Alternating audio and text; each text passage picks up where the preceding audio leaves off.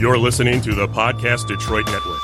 Visit www.podcastdetroit.com for more information.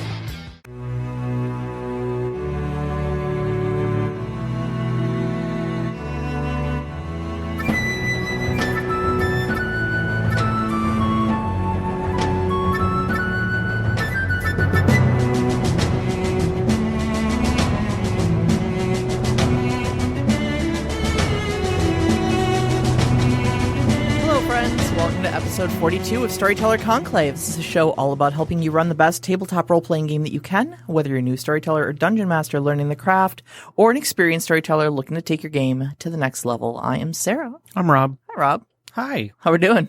I guess better than, before. Yeah. Between last week and this show, I've been sick and tired, and now now you're just sick of being tired. Yeah, pretty much. Yeah. I have to say it. Winter is hell on the body. Oh yeah. Being in enclosed places with people who are ill is a terrible thing. And I really hate sinus infections, and we'll just leave it at that. Yeah, so. you've taken too many. You need to put one back now. Yeah, pretty much. Class. So, but I'm feeling much better, and happy that the weekend went as well as it was, and that the last few days are done. Yeah, that we are on hump day. We are here. We are doing an episode, and I have a voice to be able to do it. See, you've been stressed out because you've had personal things going on and some illness mixed in and stuff like that. I have started a new position at work, which is wonderful. And I've also been kind of going rush mode on my game coming up this weekend. Oh yeah, because I kind of fell a little bit behind and kind of got distracted with other things going on. And what isn't a game without painting 8 hours before it? Right, I was panic. I kind of started relying on BioWare magic, don't worry, I'll get it done the night before. I'll have a spark of inspiration, and I'll just write everything, and then everything's going to be great. And then, I started realizing, I've got a very full week, and I'm not going to have time to do all that writing and painting, and I want to build some scenery, but that's just not going to happen now. No, that's late BioWare. Yeah, that's how Anthem happened. So we're not going to go there. Anywho, let's talk about happier things. We're on episode 42. It is episode 42. Yes. So this has not passed us up. It is 42. Yes. Which is an important number. For all of you space hitchhikers out there. All right. Just take a moment to remember where your towel is. Go find it if you need it. And lift a Pangalactic Gargle Blaster in honor of the hoopiest of Freuds, the late Douglas Adams. Yeah. We miss him. We love him. That crazy, crazy oaf. We actually talked quite a bit about him and a few other authors tonight before the show. We were kind of going through. There was a whole podcast before the podcast. Really. We kind of went into a storyteller circle of the absurdity that is reality and the writers who can navigate that to a level of comedy that you don't recognize as comedy, but you still laugh at it. And you can lampoon it to lay it out for you. Yeah. Yeah. Mostly Pratchett and Adams. Yeah, mostly. But a bit of Gaiman in there. So. Yeah, a bit. He can be quite funny, actually.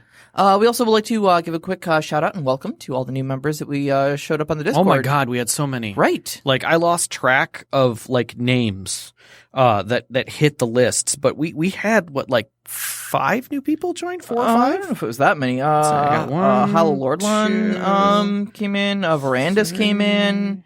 We had a handful of them. Quite a handful. So Avendasora. Yep. So Spaceboy Shenji. Yeah. Crazy list. So yeah, welcome aboard. We love having you there in the Discord.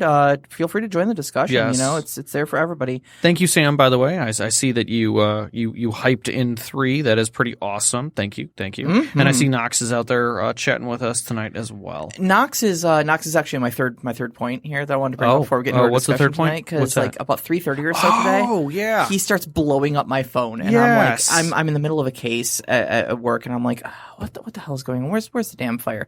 So I step away from my computer and I pull up this thing, and Knox just has this oh, by the way, just casual thing. I wanted to get your opinion on this fan art of your character that I had this professional person do. Mm-hmm. So just give me critiques. How do you think she did? And I'm like, I love every pixel of this picture. That is fantastic. That kind of stuff is great. We talked about that. I love the idea of it. I want to get some pieces done. Uh-huh. But at the same time, I'm terrified because I saw like one piece that got done. I think I posted it, and that person doesn't exist anymore. They're literally commissioned through like 2 years. Oh yeah. Like people have stacked money on top of other people's money. Like, hey, whatever the last guy said, add $100 to that and do mine first. Kind of crap, and that is fantastic. I'll take the other guy out. Exactly. But like, it's that kind of stuff where it's like, yeah, I'm willing to throw, $200 at an artist to build me a painting. Hell yeah, you're going to throw $200.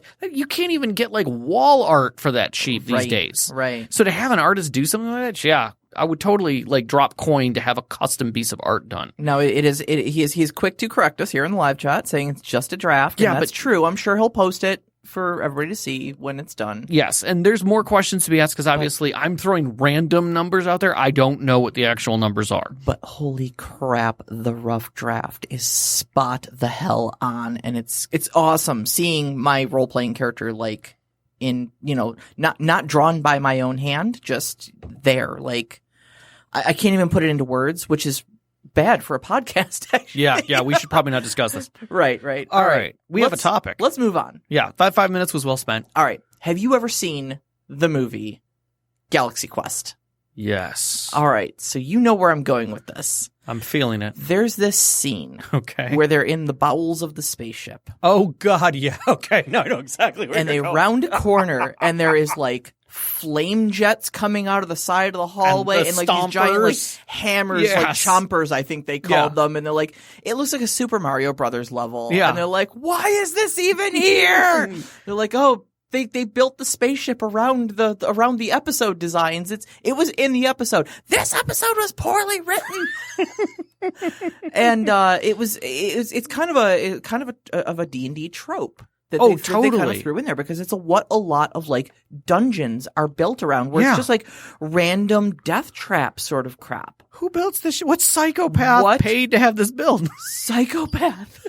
It's like, and then what was the work labor force thinking? Well, they were like, would you get a bunch of goblins to build this for you? And you were like, okay, Garth, I need you to dig an 18-foot hole that's 10 by 10 and fills this hallway perfectly. Line it with spikes and put acid at the tips. All right. No. Hear me out here. Okay, what I want you to do. Okay, we're gonna build this peephole in this door, right? All right. Okay, right. so they can look in. Sure. But if you don't say the password, it shoots a spike into your eye, huh? You want to build that? All right, cool. We'll get on that. Terry knows all about doors. Who is gonna do Exactly. What, Matt? Okay, so I need to calm down. I'm getting sweaty about this. It is the absurdity that are these dungeons because there's no rhyme or reason. It is just evil chaos wrapped into a building. Right? We've gone through and we found I went looking at old dungeon maps for a couple of days after we started writing for this episode, and I realized the absurdity of some of the older dungeons. Oh, yeah. Now, granted, most of them listed as tombs, and they were protections in those tombs, and it kind of made me realize that most of them were designed after the ideas of the Egyptian tombs. Yeah. You know, that the Egyptian pharaohs had built these temples to themselves that when they died, their followers would fill them with artifacts, and they didn't want those getting stolen from them. Not only that, but they put people in there with them to take care of them. And I assure you those people wanted the hell out of there. Right. Well, you know, if you're going to be buried for the rest of your life, which is probably about to be 4 hours. Right. Or less, because your oxygen's going to eventually run out. There were going to be reasons that you didn't want those people digging out or getting to a place where they thought they could get out. You're going to want to seal them into certain sections of it and probably trap certain areas that if you got to a certain point, a second cover might cover that area, aka a giant slab of stone that would crush the person who dug it, out originally or anything like that. So I get the reasoning and the logic behind it, but that is not every tomb or hole in the ground or building. Exactly. These were the tombs of pharaohs. These were the tombs of kings. You know? So your average run-of-the-mill crypt in a backwater village is not going to have elaborate acid traps and dragons and monsters, and unless like every wizard aspires to be better than the last wizard and have more traps in there. Like I heard that this guy Tharkin, he built an amazing place. Like 100 heroes died trying to get to his orb. Hold on, you're building a dungeon? No, the dungeon of the Mad Mage has already been done, man. It's a published module. Oh, but this is the dungeon of the Madder Mage. Haven't you heard? Yeah, he saw that and he was like, I can do 10 times better than this crap. He took it as a dare. That's right. We just stepped up his game. All right, so what aside from where do we chop this to start with? Aside from things like that, other common pitfalls. We've got like things like monsters. Oh yeah, monsters that are just literally waiting in rooms. Yeah, to fight adventurers. Sure, they have no ecology about them. No... Yeah, because there's orcs in this room, and in the next room there's what, like a dragon? Yeah, exactly. And for some reason, the orcs and the dragon don't interact with each other. And right. The dragon has not eaten the orcs as a convenient bag of Cheetos yet. So true. They're green though, so I suppose edamame. Whatever. Whatever. Maybe that's the whole thing. He doesn't eat greens. They're wasabi peas. That's right. Random maze-like hallways with no sane architect would have ever created. Exactly. Things like that.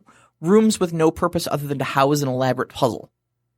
Sure. Like, to get from one place to the other, you must solve this riddle while moving these elaborate statues. Like, why?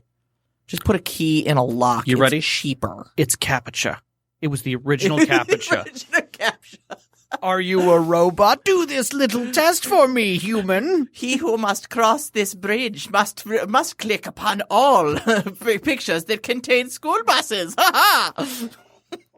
That's the only thing I can think of. They were trying to prove that you were human. All right. Or prove of something, All right. But I digress. I think we both have to. How do we make sense of this mess of a trope that has become the dungeon? Literally half of Dungeons and Dragons.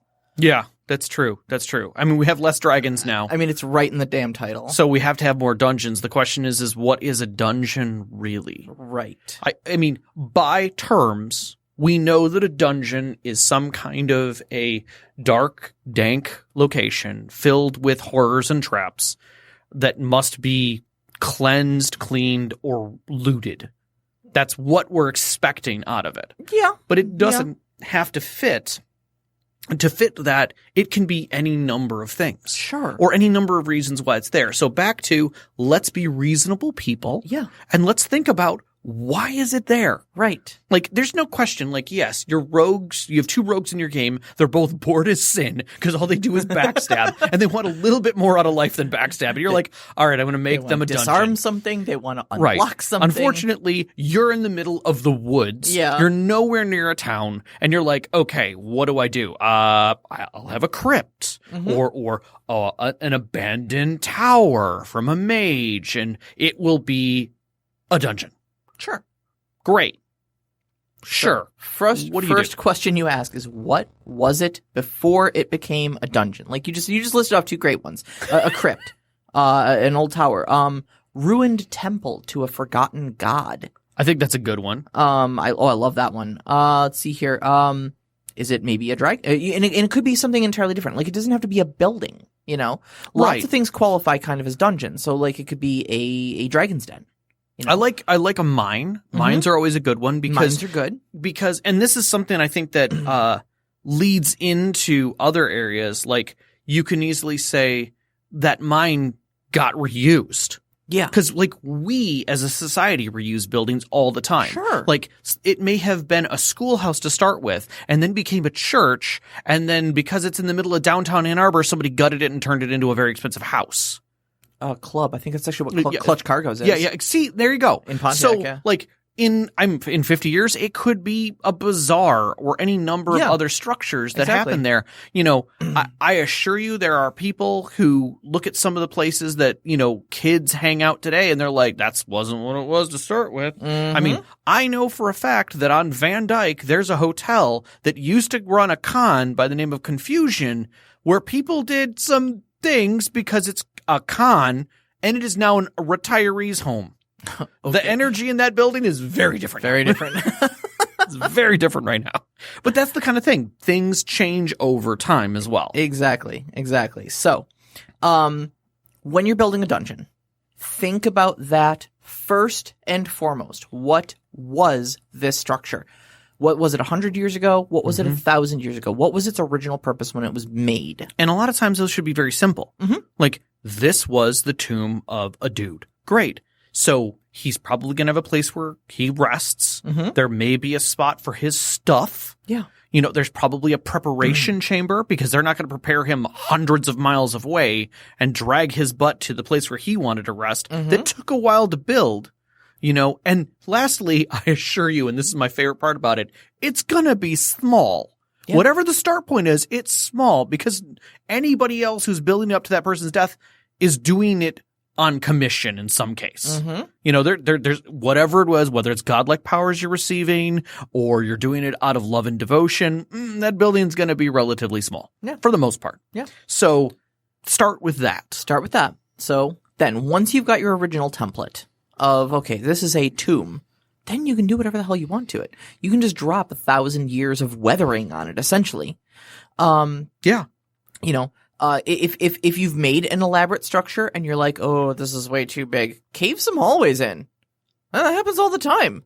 Make places inaccessible. Like I think the last dungeon I put you guys in, Molivar, where it was there was like a whole branch of that thing that was literally just, no, it's caved in. Yeah. It's perfect. You mean there's a whole tunnel that goes left from here? Yeah. There was. Maybe at some point. Knox put out there an HGTV show where we flip old buildings into dungeons. Oh, I love it. My thought is this old dungeon. this old dungeon, yes.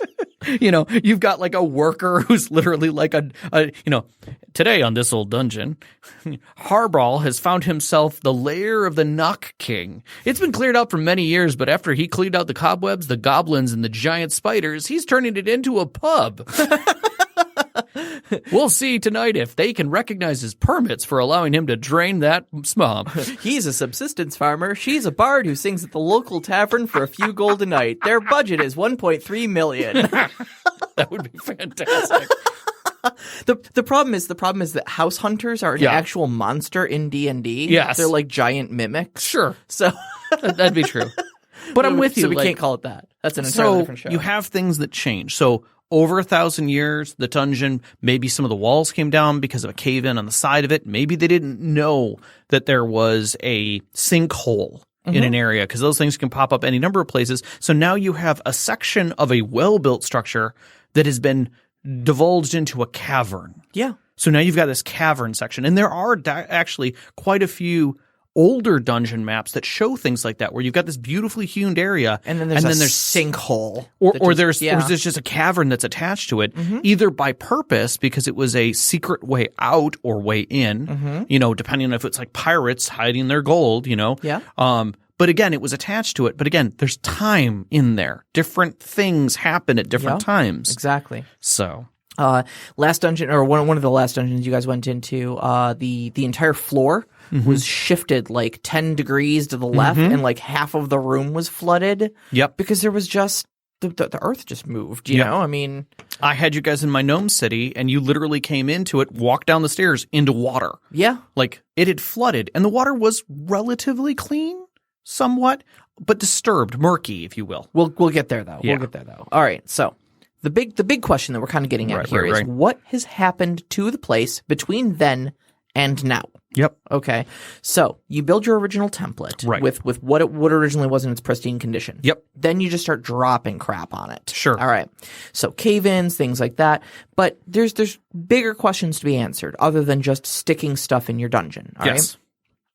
Has this place been untouched until now? That's a good question. I mean, I'm sure other people have been in there. Because there's, exactly. For things. You see a lot of these dungeons and it's like, okay, you go into the first room and there's some treasure. Why is there treasure in the first room or even relatively accessible towards the beginning? Like, are you trying to tell me in the last 1,000 years, we are the first people who've walked in here? Clearly. Or is somebody restocking this thing? I mean, a good example is the Mines of Moria. You know, that was a beautiful place. Well, I don't say it wasn't beautiful. It was a beautiful location that the dwarves had gained and lost and took back again. And they called it a mine. And they called it a mine. Mine. And they literally walk through the back door, which hasn't been opened in a very long time. And the one person who's fragrantly surprised is the dwarf who's like, oh no, everyone's dead? Mm-hmm. No. He's like, this can't be kind of a feeling, and yet knows the truth. And yet the oldest person there's like, oh yeah, that's right. That happened. Shit. And that's the thing is that in some people's minds, depending on how long of time has passed, they may not realize what may have happened to that location. They may have a belief that they know exactly what they're walking into. Yep.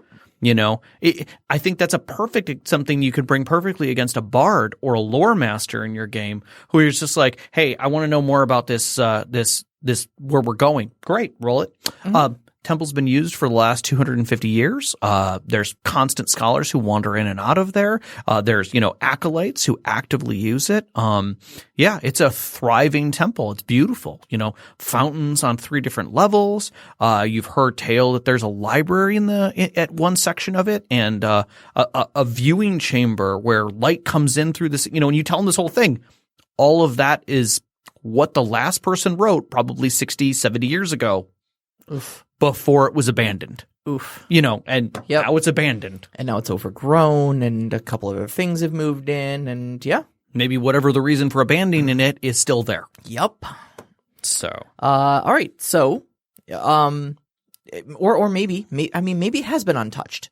That's possible. Maybe it has been untouched. It's unlikely, Maybe but it's remote. True. I mean, it may just be that well hidden that nobody can get there or goes there or knows it exists. But at that point, there's other things that are telltale about that. Well, sure.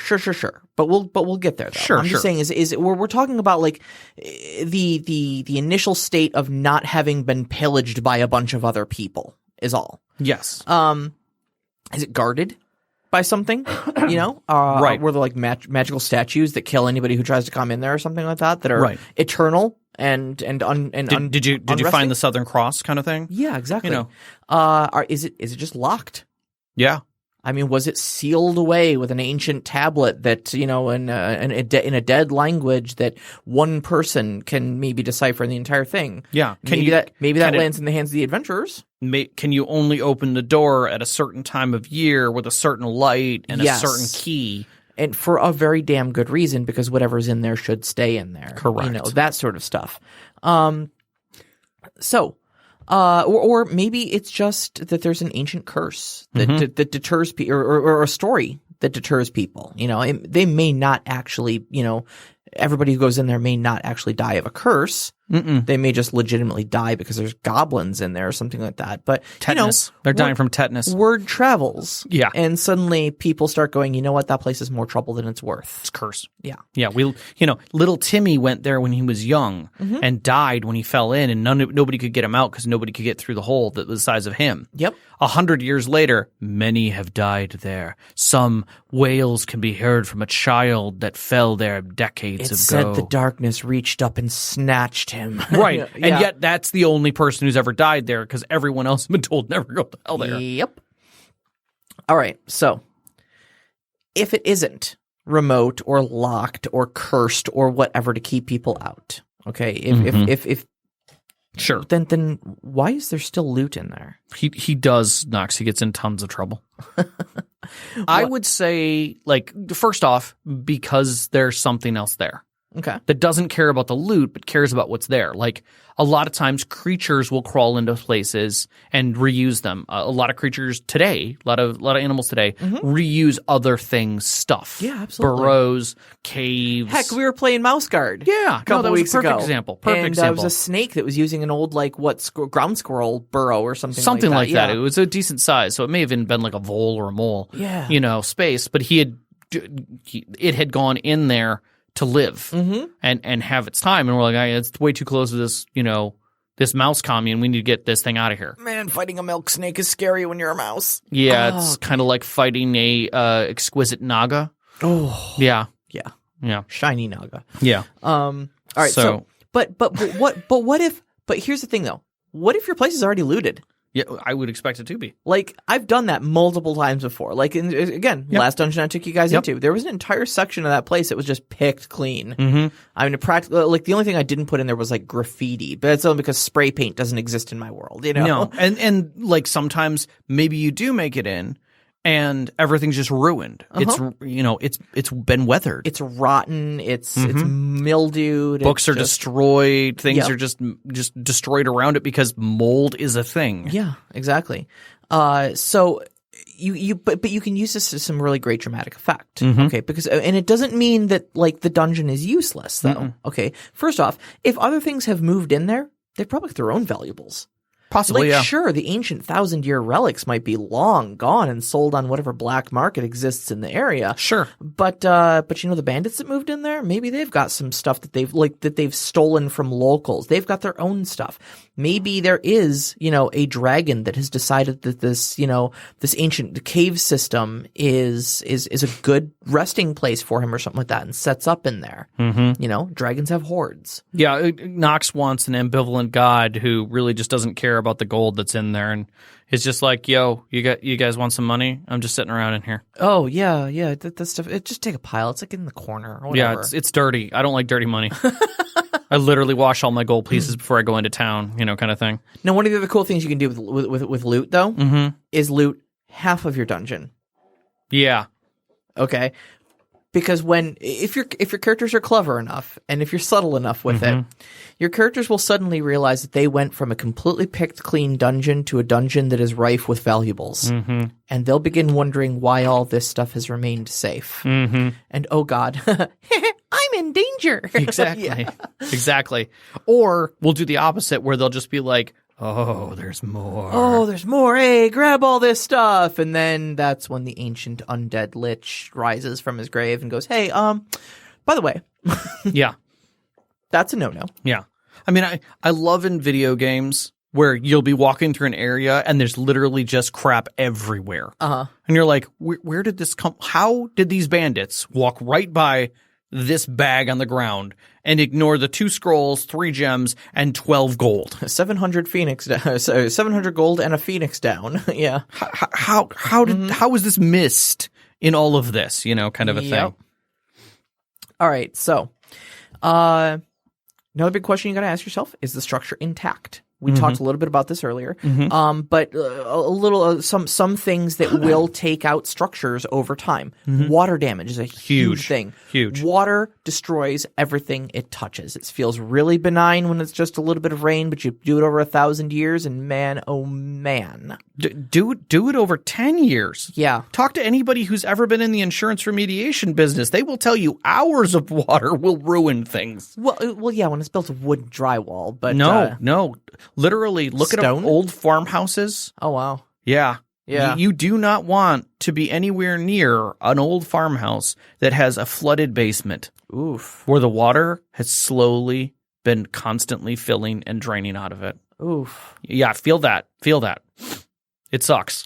I don't like it. And that's like our lifespan. Yeah. Not even hundreds of years. Yeah. So hundreds of years does a lot to a place. But you were even talking about things like sinkholes and caverns and stuff that opening in, whole walls collapsing, whole hallways collapsing from cave-ins, little things like that. And honestly, like seismic activity can take a lot of stuff down. Yeah. Honest to goodness, just wear and tear. Yep. I mean, nothing destroyed ancient Greece, really. I mean, it wasn't like it was a huge tragedy that took that place down, but there's a lot of like, it's all ruins now, Yeah. There's a city in the Pantheon, the Parthenon. The city in Jamaica fell into the ocean from a earthquake. Whoopsie. Exactly. They were like, well, the sins fell in with it. If you go underwater, all the buildings are there. They literally the land just sank. And there's all kinds of crap in that harbor. That's crazy. You have to be like a super diver to be able to go there and certified in a special way.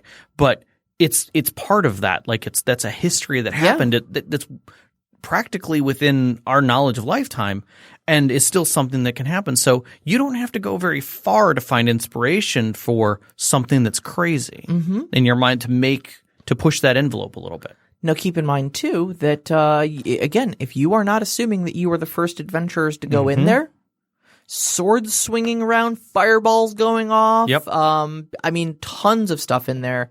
You're going to add some wear and tear to that place. It also leaves a mark. It leaves things. Exactly. Like if you go into a dungeon and you're finding bodies everywhere that are old, decayed, and decrepit, like plate steel, and they start asking like, hey, wait a second, what is this armor from?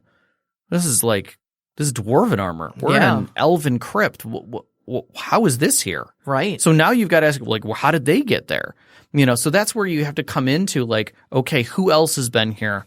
What happened here? How did that change the space again? Great opportunities for environmental storytelling. Totally. All right. So we've got through the origins of your dungeon. Yep. We've got through the history of your dungeon. Yep. What's there now?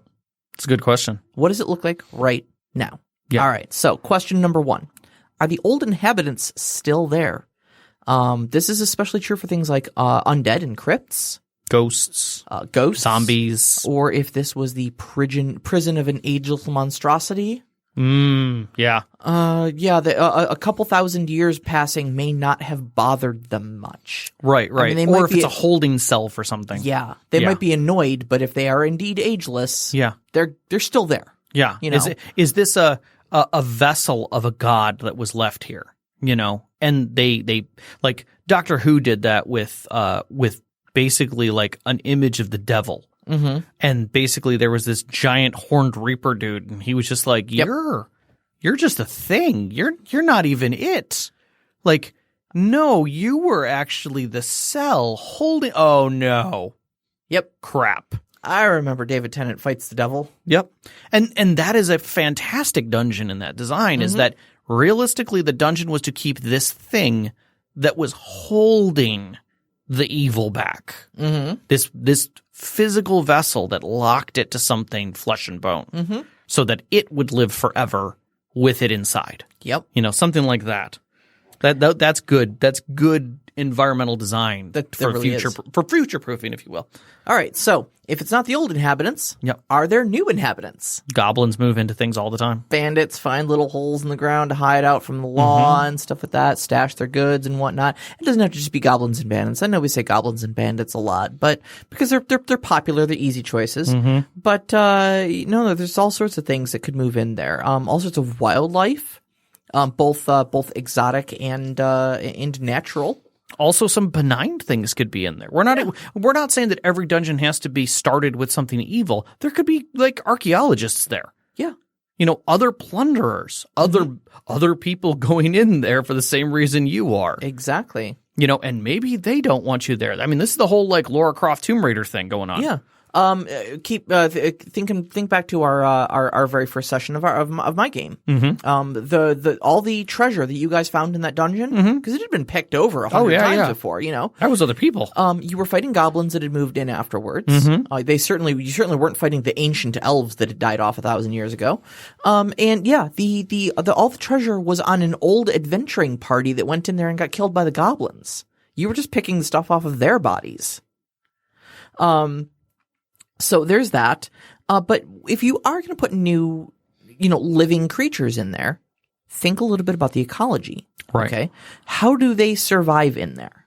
Okay. Now, if you're close to the surface, obviously they have ingress and egress. Right. They have access to the outside world. Sure. And therefore they may have, access to hunting grounds and water and stuff like that. Sure. But if you're going to do the thing where like you bury a whole group of creatures 3 floors down behind a bunch of traps and locked doors, what's their story? How are they there? How are they surviving? How are they surviving? So are they, like things like black puddings that can literally just dissolve anything that's organic matter that might find its way down there and may live for thousands of years because they can go completely dormant? Or do you account for the fact that they have an ecology down there?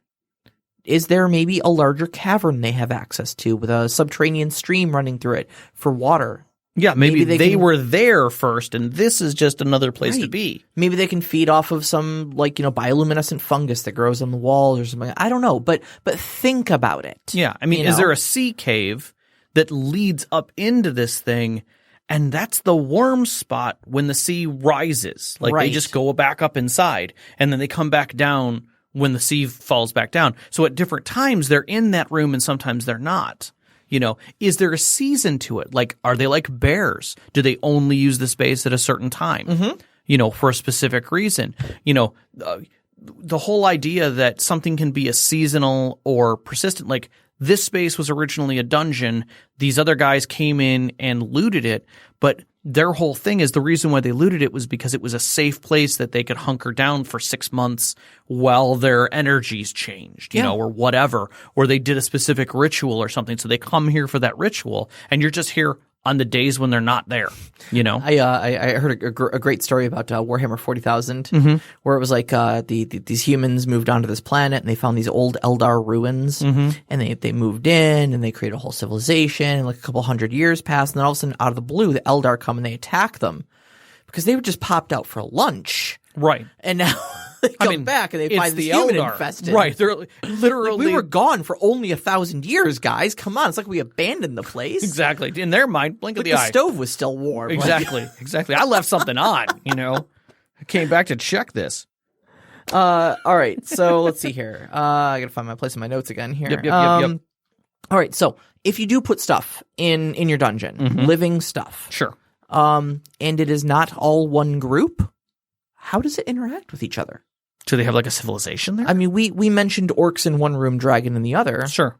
Do the orcs have a deal with the dragon? I mean, it's not out of the realm of possibility. It seems disparate, but if you can come up with a story for it, anything flies, you know? True. If the orcs maybe go out and, like, maybe the dungeon is a prison for the dragon. Sure. It was built around him while he was enslumbered or ensnared in some way. Sure. The orcs have moved in and have struck a deal with him because he's essentially a giant guard dog for them. And they bring him stuff from the outside to feed his horde. They venerate him. They feed him maybe honest to goodness food, whatever. I don't know. You could come up with a dozen reasons why that works out. Yeah. But if you're going to put orcs in one room and a dragon in the other, work it out. Yeah, I mean, it's like the Joe versus the volcano thing where, like, the tribes people appease the volcano so it doesn't destroy the world.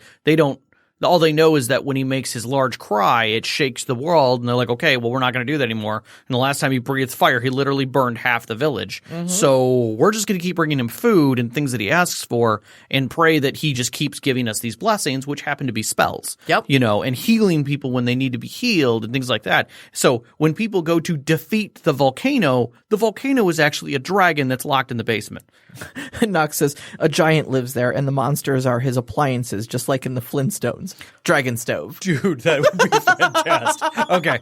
That gets 2 gold stars right there. That tickles me That's 2 pink. gold stars. That tickles me pink. But yeah, like they could build, you know, maybe they have barricades. Maybe they've made their own doors or have put in traps, but those traps are there for a totally different reason than we think. Exactly. And that's the last point. Yeah. How have these people changed their environs? Because you don't need to make these traps ancient 1,000-year-old traps. God, no. Honestly, the goblins are going to booby trap the hell out of that place. Probably because they're goblins. They're annoying little assholes. Well, not only that they're annoying little assholes, but they always have to protect their stuff with better strength in numbers. If one is coming back and he knows that he can make it through this corridor without getting killed, but somebody else might not, that gives him an advantage. Oh yeah, absolutely. You know, it is there are very few creatures that will nest themselves also into known dangerous spaces. You know, they'll use Venus flytraps as a home because the flytrap gets benefit when something comes in there with it, but it's totally protected and can crawl out and in whenever it wants to. Yep. And that right there, it's a trap spider, I believe, is the way that works. So those kind of symbiotic relationships are fantastic for situations like that. There may be a reason why maybe the goblins did set up a whole bunch of traps, but then spiders infested the area and they're not affected by those traps. Frogs and tarantulas in real life. Oh, there you go. Frogs and tarantulas do that. Yes. So I think that's a really good symbiosis that you can build if there's good reason for it. Again, you're being constructively reasonable when you're doing these things. Absolutely. And just, you know, it doesn't have to be like you don't have to write an elaborate story about it, but just have a reason. Yeah. Just have a rhyme or a reason behind it. Yeah. All right.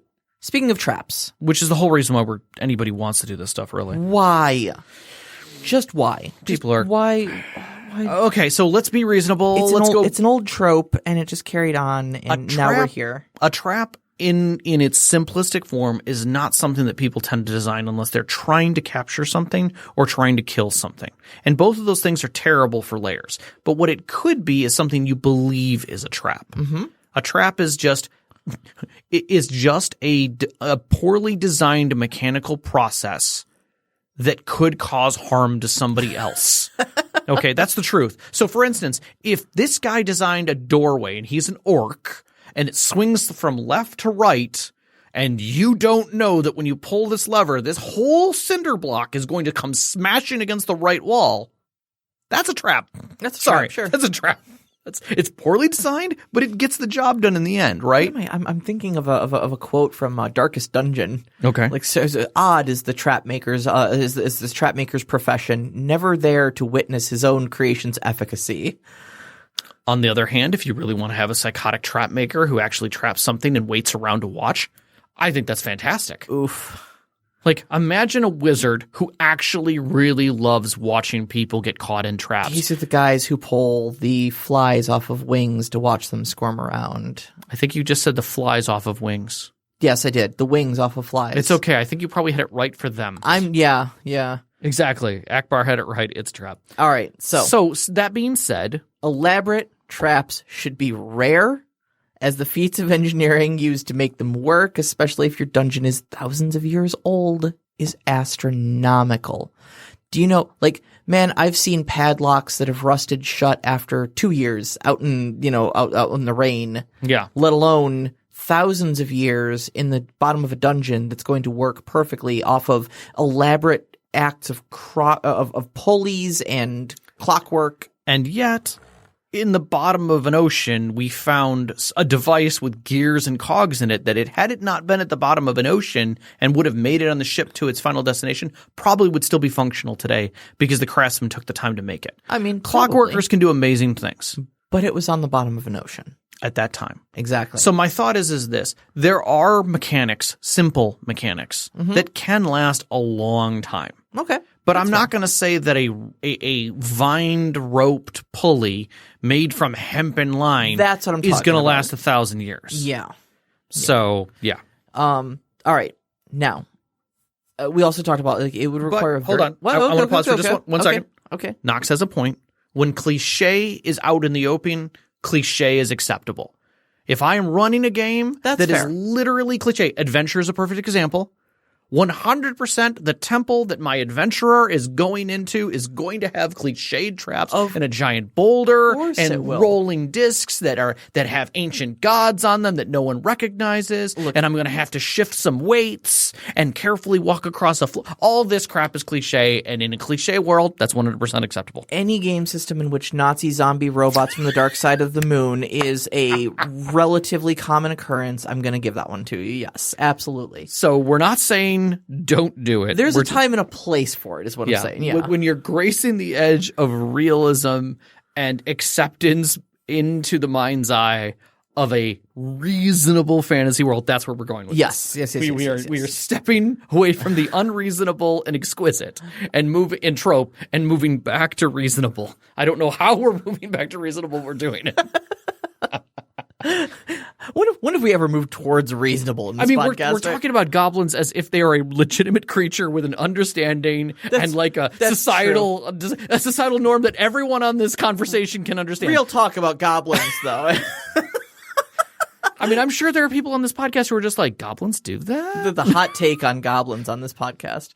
And yet we're saying it's unreasonable to have traps at a time. Right. Again, I'm going to bring us back before we lose track It's where we're not going. unreasonable to have traps. I'm just saying you need to be smart about your traps. Okay. Right. So, elaborate traps like that, like keep your traps simple. Traps are meant to like quick inconvenience someone. They need to be able to be set up, need to be able to be disarmed, et cetera, et cetera. Yeah. It's going to be very rare that you're going to have the elaborate thing that requires an entire room full of machinery to move all the gigantic stone sliding parts and statues and fire off multiple poison dart launchers that are Just hidden don't into tell the that wall. to the Tomb Raider squad. That's all. Exactly. And smart traps, like puzzle traps. Those are the ones that get me. Like if you've got something elaborate and smart and puzzly in something, there should be a reason for it. Mm-hmm. Either that it is built that way so that something can't break it apart easily, or that only smart people who, when reading this, will figure it out that this is a bad idea. Yep. You know? Now, on the subject of smart people. I was leading right into that. Yep. On the subject of smart people. A lot of traps have a puzzle component to them in your classic dungeons. Ask yourself why. Because essentially, if you put a lock on something that requires only solving a riddle to unlock, what you are doing is you're saying only smart people can steal my crap. And that doesn't seem very secure to me. Now, there is a good time and a place for this. As in, like, if you want a smart person or a worthy person to be able to cross from one side to the other through a door or something like that, you could do that as like a trial of sorts. Yeah. To say, you know, only the worthy may pass, and the worthy will be able to solve this riddle or overcome this hardship or whatever to open this puzzle. Sean actually just dropped that the Indiana Jones 3. Yeah, and that's perfect too, Those because are perfect. that's exactly what those were meant to be. Yep. Is they are traps to, like, in the sense of, like, if you get it, if you're in the know and you're worthy enough to be here, then you'll be able to survive this. And even if you're just smart enough to think about it in this direction of taking the time to figure out what was in our heads, right, you're going to realize that when you get to the end of this, why you're really here. Yeah. And maybe you shouldn't be here. Maybe this was a bad idea. Yep. Exactly. But if you're just trying to, like, lock away, like, oh, it's an ancient vault that has, a +5 Holy Avenger inside of it, and only the person who can solve this riddle may have it. Right. Oh, right. Okay. So I bought a book of riddles for $5 at the local Barnes and Noble, and now I have a +5 Holy Avenger. Exactly. But at the same time, if we step out of it, a lot of times those smart traps that are there are, again, not meant for the person coming in. Sometimes it's meant just to keep people out of certain areas. Yeah. We talk about, all these traps, but we're missing some of the obvious things, like an electric fence is to keep animals in, not people out in most cases. That's fair. That's fair. It's low electric. It's only going to zap you lightly. Obviously don't whiz on it, but, like, those horses know not to go near the edge because it gives them quite a snap. Yeah. Right? Stings. Right? But, like, other creatures are going to climb right underneath it. It's not meant to keep the foxes out, regardless of whatever they say. So in that sense, put that into your design. Like, maybe there's certain areas that need to be cordoned off. Maybe there needs to be, like, secure areas that were in your stuff, and those areas will have traps to keep out the riffraff or to keep certain riffraff in. Overwatch actually brings up a really great point, too. The tune on the pipes in the movie Prometheus. I'm terrible. I haven't seen it. No inhuman engineered biological weapon monster understands music. That's interesting. Okay. Yeah, sure. Okay. Like, yeah, if you can play a quick tune on this little organ here, you can come in. Because those creatures over there don't know what the hell music is, let alone able to play an organ and figure it out. That's true. That's you true. You guys have a sense of art about you, so we want you in here. Interesting. Okay. Okay. I like that. And again, it's the gating it for the worthy. Yes. I mean, it's still gatekeeping, but it's gatekeeping that is meant for a reason. It's securing. Yeah, exactly. What I always like to say is that a lot of times than not, the simplest things will keep people out. A locked door will stop an average thief because it's not easy to get in. Yeah. A locked drawer, they'll just ignore it unless there's a reason that they know to go into that thing. And at that point, very little will stop them. A good burglar who knows what's on the inside and has a reason will get into whatever it is. Locks keep honest people honest. Correct. Yep. Correct. All right, so your traps, we're running out of time here. So We're burning. We got questions too. All right, so most traps should come down to a couple different things for you, okay? Right. I'll let you wrap this. Okay, so wounding traps in places that are out of the way, designed to keep people from trying to sneak through, like gutters, scale walls, otherwise move through. Think of, like, razor wire. Razor wire is one of these great things. You're not supposed to be climbing the damn fence. Alligators in the moat. Punji traps in the moat. Yeah. Things like that. Yep. Okay, it's not in an area of foot traffic. If you are in there, you're probably not supposed to be in there, so we probably don't care if you die. Right. Or come away seriously injured. Yeah, drawbridge over a moat of lava. The drawbridge is there to get you across. Not knowing how to bring down the drawbridge is the reason why you shouldn't be going in there. Right. You don't know how to bring it down. That's because we didn't tell you. All right, now, here's my big thing. Alarms. Honestly, I think most of your traps should be alarms. Yes. Because first off, okay, no, from a realism standpoint, but also from a gameplay standpoint. Sure. Okay, from a realism standpoint, if you're going to put traps in the middle of a hallway that actually gets foot traffic, you don't want Bob dying and losing his leg or something like that because he way to get coffee. misstepped when trying to get a beer. Yeah. Okay, Agreed. so a lot of those things, and there's examples of this in real life. The Japanese built what they called nightingale floors. Yeah, the squeaky floors. Where they put certain pegs in there and they misbuilt their floors like on purpose, basically, so that they would squeak in certain places predictably. And so if you were an inhabitant of that castle and you knew how to walk through the halls, you could do it without making a sound. But an intruder wouldn't know where the squeaky floorboards were. Right. And so they would sing like nightingales, and you knew someone was there. That's perfect. Okay. So things like that. But secondly, from a gameplay standpoint, from a storytelling standpoint, would you much rather lose your character to an encounter that you had a say in, that you rolled initiative in, that you fought in because you got ambushed by goblins by setting off an alarm? Or would you rather lose your character from just failing a dexterity saving throw and taking 46 falling damage onto some spikes? Yeah, probably the spike. Which feels cheaper to you? Definitely the spikes. Yeah, Definitely the exactly. spikes. All right. So there's that. Dragon Slayer. Nice one, Knox. All right. And then keep in mind that you want to use traps to gate off areas of security. Yes. Okay. That's what I was saying. I was agreeing with that. Your perimeter is going to keep all invaders out from, like, okay, say you got a bandit camp. Okay. You're going to trap the outside. Because you want anybody who's not a bandit to set off those alarms and or traps. Right. Okay. But if it's a larger area, you may have another circle of security inside, where, say, maybe only the upper echelon can get to. Right. Okay, they want to keep even their own people out of it. So there will be another level of locks and traps, but it's going to, again, create another perimeter. Okay, and then there might be even something inside there. If you've got, like, valuables locked away, those are great places to put traps.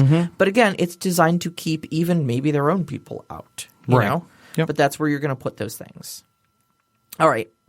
We have about 10 minutes left. I'm going to squeeze a couple questions in that fit right into where we're going. So we don't miss anything. Go for it. Fire Sam away. asked, do all dungeons have traps and puzzles? The answer is No. they can, but they don't have to. What's an appropriate amount of each? And if they are in a dungeon without being too much, same goes with monsters. I would say it's based on your flow. Again, if you've got a bunch of rogues in your game and they're really edging for that kind of a thing, throw them in there. There's no reason not to. You can make reasons for why they're there. You can give them situations where it makes sense for them to be dealing with them. Same goes with monsters. You can always find a good reason and a reasonable conclusion of why certain things are there. But I think it still comes down to pacing. If you want to have like 19 fights in your game that are all small that lead up to the big fight, you can scatter things throughout the space. Because again, it comes down to me to pacing. Like I wholeheartedly agree. I think you need to feel your pacing, and that just takes time with any group.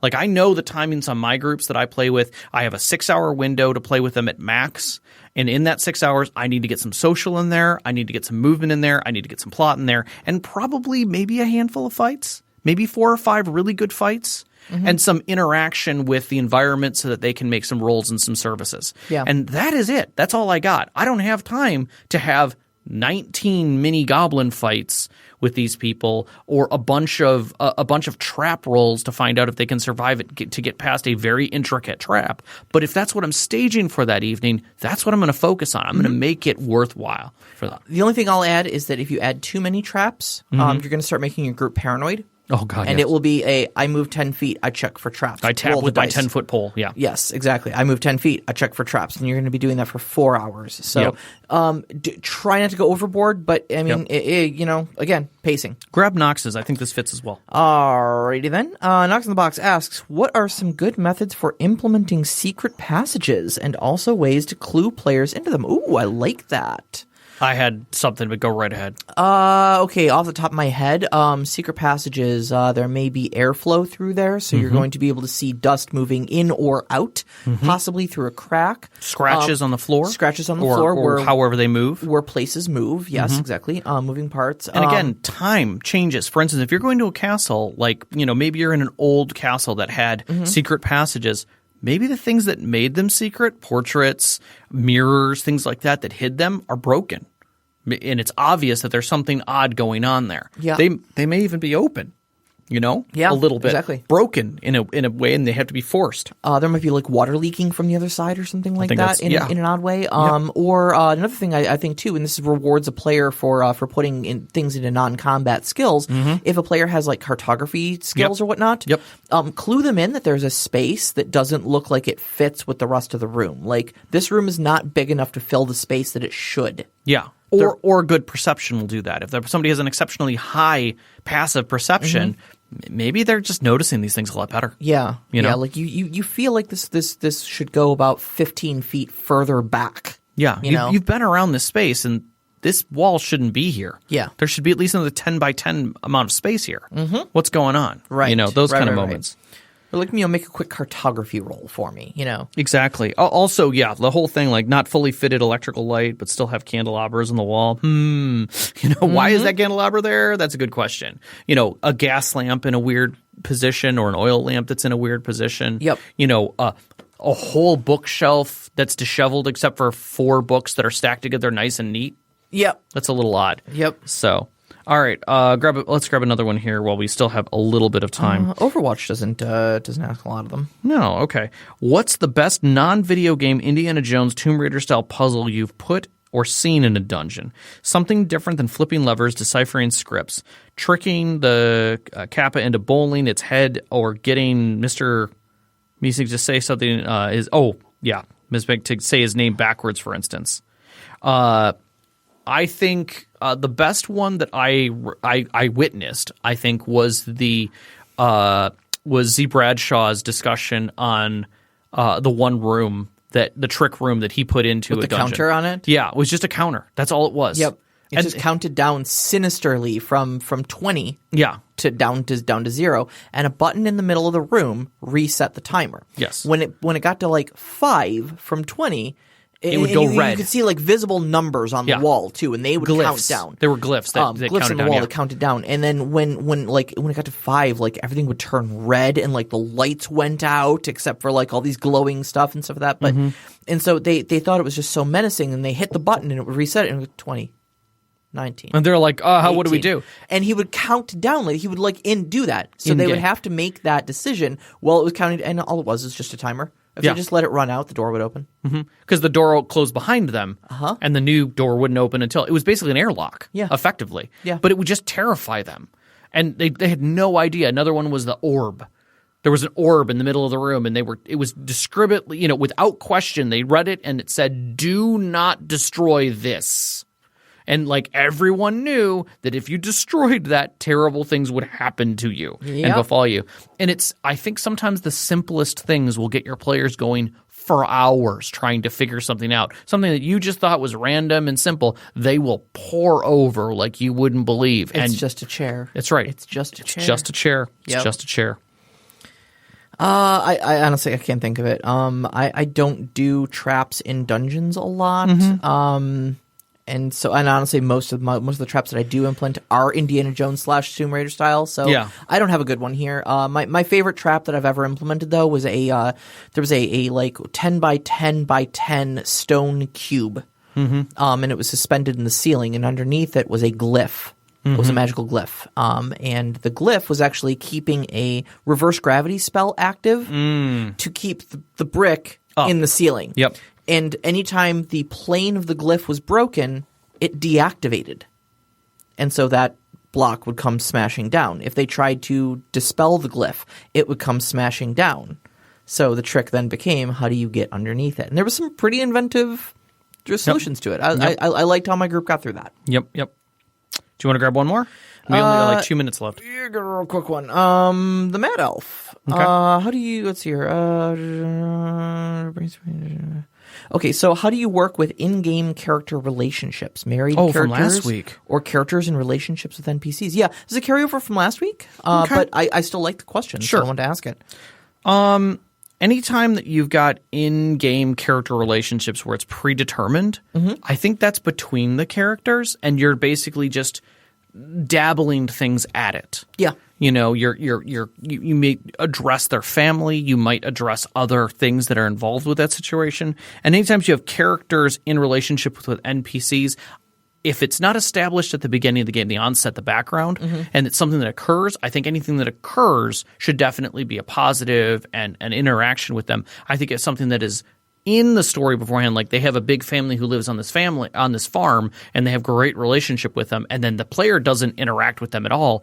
I think it can interact back with them in either a positive or negative manner, and that's where you can have letters, you can have stories, you can have other family members come in from the work, especially if they've got a large family back home. Maybe while they're on the road, an uncle shows up or something like that in one of the towns, and they have a connection to them. Yeah, I agree wholeheartedly. I actually have nothing to add to that. That was pretty much everything I was going to say. Fair enough. All right. I think we're just about ready to wrap up here. Next week, what are we talking about? Are we doing our system spotlight? I think we're going to start with do you want me to do 7th Sea to open with? Yeah, sure. I mean, if you're up for it. Yeah, I could write something for it. Okay. Okay, cool. Okay, Rob. You want to roll us here, engineer? All right. So now next week, we're going to be starting our system spotlight. We're going to be starting to talk about 7th Sea. Yep. So be here for that. You can find us on Twitter at @ST_conclave. You can find us on Instagram, @ST_conclave. And on Discord. The link to our Discord is in our Twitter, and it's also in every episode description in your favorite podcast listening software. We'd like to thank our Patreon members, Knox and Sam, for joining us and supporting us in this wonderful endeavor, and the rest of our Patreon members who join us pretty much weekly on our live show here. We get to chat with them. Yeah, just keep in mind that's a perk of being a Patreon, is you can hop into our live chat during the show. Yeah. Our intro music is Beyond the Warriors by Guy Frog. You can find that at guyfrogmusic.weebly.com. Our outro music, which you're hearing now, is Only Our Footprints in the Sand by Midair Machine. That can be found at freemusicarchive.org. We record every week at Podcast Detroit. You can find them online at podcastdetroit.com, on Twitter at Podcast Detroit. And a big shout out to our engineer, Caitlin. Thank you so much. You're wonderful and beautiful and talented. And a big shout out also as well to our families, Vicky and Sean, for supporting us through all this, all of our friends who've gamed with us over the years, and of course, every single one of you, our listeners. We love you. We love you. Good night. Good night, everybody.